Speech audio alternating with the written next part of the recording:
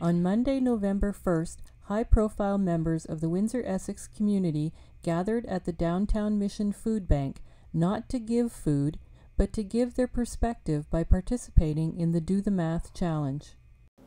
The Do the Math Challenge is part of a provincial campaign where we are asking local high-profile leaders to go to their local food bank for the week of November 1st to November 5th, pick up food that would normally last somebody for 3 days, and we're asking the participants to try and make that stretch out as long as they can. The participation of these community and business leaders is important to demonstrate and help voice the issues faced by the disadvantaged.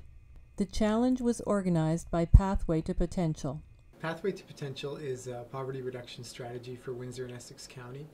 So what we're trying to do is bring together people who are living in poverty, people who work in the not-for-profit sector, people who are business leaders, people from the faith communities, the labor community, to really get together and develop solutions for poverty in our community.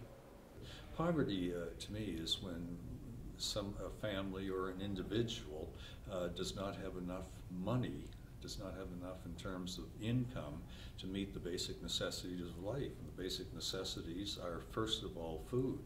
If we don't have food, we die. The goal of the campaign is really to get people to think about that experience, what that's like, because we're trying to offer just a very, very brief glimpse of what that experience of social assistance is like for people. One of Pathway to Potential's working groups is Voices Against Poverty. I can remember my father being a middle-class wage earner. He was a mechanic. And I can remember there have been times where we didn't have enough food in the house that my dad and we used to have to get together and my mom and make onion soup, French onion soup, just so us kids would have something to take to school. And there was 5 of us kids in my family. And nowadays I see a lot of parents struggling. And they're going like, what am I going to send my kid to school with? And when you look at it, they are right. The Children's Aid will get down on some parents if they send their kid with French onion soup to school and nothing else. And that can be embarrassing. When I got my food basket, I went to the grocery store and I made an accounting of what it would cost to buy all of the things in my food basket. And then I went and did an accounting of what I would choose to buy if I had that same amount of money, and the difference in the both quality of food and the nutritional value. So, you know, being able to buy a bag of apples or a bag of potatoes.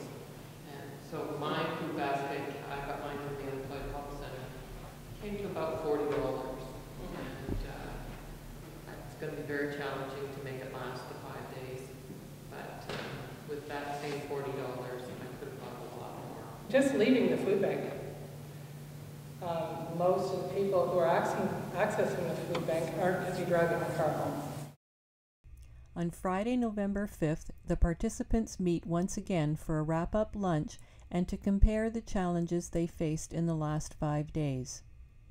And thank you for participating. I think it was a wonderful experience. I know personally just going through that and sharing with folks all the different experiences, the ups and downs, and I really felt a really strong connection with the team and as a community, just as a member of the community, really feeling like we're on our way to making some real change here.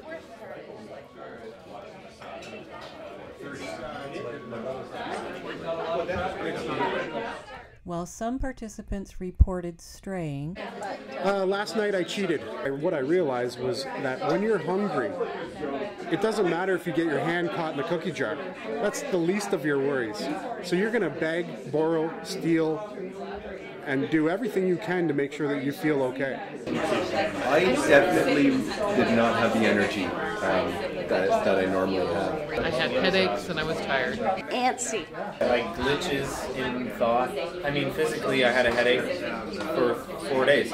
I found it very difficult to focus on my work. I had a lot of things going on at work, and I found that the only thing I was really focusing on was food. Well, in my family, my husband doesn't eat any gluten, and the basket was filled with mostly pasta or gluten-related products. So there was very little in it that he could eat. I'll admit, I'm spoiled. I like my fresh food. The jam, but it was jam on the bread that I had, which was olive bread. It was really bad. How much more can I do? You know what? I don't want to stop just with this plate of food that we enjoyed today. Lots of different alternatives like community gardens, community kitchens, and really advocating for people that do donate to food banks to look at what they're actually donating. For a lot of people, they just empty their cabinets like, I've got this for some weird thing and I never cooked it, I'll just put it in there. It's like, that's someone's dinner. That weird thing that you can't even think of what to do with was my dinner this week. It was all these people's dinner. A lot of times people will say, well, you can't just throw more money at the issue of poverty and fix it. You can't expect it to be fixed if you just throw more money at it. Well, in fact, this is exactly that type of problem that you can fix by throwing money at it. And throwing money targeted, you know, to, first of all, putting real food into a budget that allows people to feel good about their diet, to feel good about their bodies, feel good about themselves, and a whole host of other things that happens when you eat good, real food. So our ultimate goal is, once people have had that experience and have gone through the challenge, is to go to our members of provincial parliament and say, we recognize that social assistance rates are inadequate and we are asking that you introduce a $100 a month healthy food supplement to address these needs.